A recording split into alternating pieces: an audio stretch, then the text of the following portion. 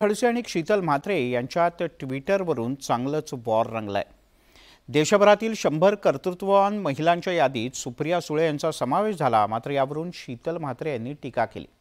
यावरून आता रोहिणी खडसे मैदानात उतरल्या आणि हातचं काही राखून ठेवलेलं नाही असं म्हणत त्यांनी खास शब्दात खडे बोल सुनावले।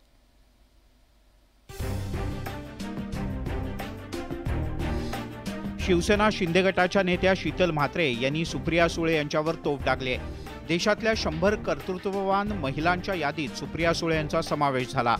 त्यावर शीतल म्हात्रे यांनी ट्विट केलं, पण त्यांनी ट्विट करून अभिनंदन करण्याच्या ऐवजी 10 एकरात 110 कोटींच्या वांगीचा शोध लावल्याबद्दल पुरस्कार द्यायला पाहिजे असा सूर आळवला। शीतल म्हात्रे यांनी सुप्रिया सुळे यांच्यावर तोफ डागल्यानं रोहिणी खडसे मैदानात उतरल्या। राज्याच्या सुसंस्कृत राजकारणाचा वारसा त्यांनी नमूद केला। संसद रत्न, संसद महारत्न असे पुरस्कार सुप्रिया सुळे यांना केलेल्या कामामुळे मिळालेत याची आठवण रोहिणी खडसे यांनी करून दिली।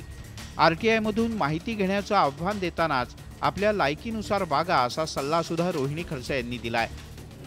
संसद रत्न पुरस्कार मिळवणाऱ्या सुप्रिया सुळे यांचा देशातल्या 100 कर्तृत्ववान महिलांमध्ये समावेश होणं ही राज्यासाठी अभिमानाची बाब आहे। मात्र राजकीय चष्म्यातूनच सगळ्या गोष्टींकडे पाहिलं जात असल्यानं शीतल म्हात्रे यांनी अभिनंदनाच्या ऐवजी टीकेचा मार्ग अनुसरला।